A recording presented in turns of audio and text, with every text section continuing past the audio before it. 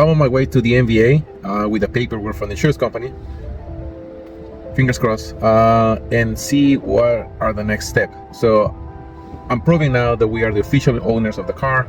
We have a salvage reveal certificate, which Maryland was asking to provide, and we will see how it goes from here. So I'll keep you guys posted. Here at the MBA, let's see how things go.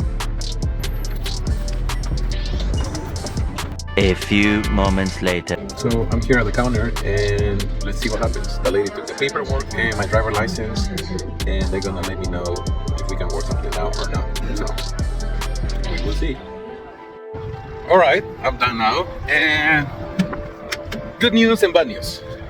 Good news because the good news is I have the right paperwork, and at the same time I don't. Let me explain. So Geico were kind enough to finally respond. They sent in the bill of sale and the salvage certificate, right? And so they did all that, but they didn't sign the title, so I cannot apply for any paperwork because it's blank. So I have to send back the title because they have a special division for salvage vehicles, I think. Get them signed and a name, whoever agent is assigned to this case. Get it back. Then I have to make an appointment so they can do salvage inspection and check the car, so it's like roadworthy. So that's where I'm at right now. So good news, because now we can finally be, to an extent, sure that we can get a title. We just have to put the car together, take it there, and get the inspectors to look at the car and inspect it. And then with that certificate from Maryland, I have to attach that to the North Carolina salvage certificate, the bill of sale from Geico,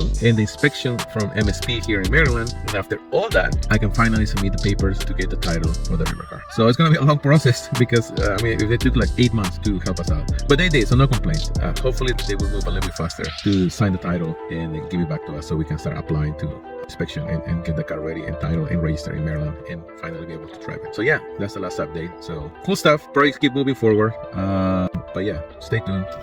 We got it.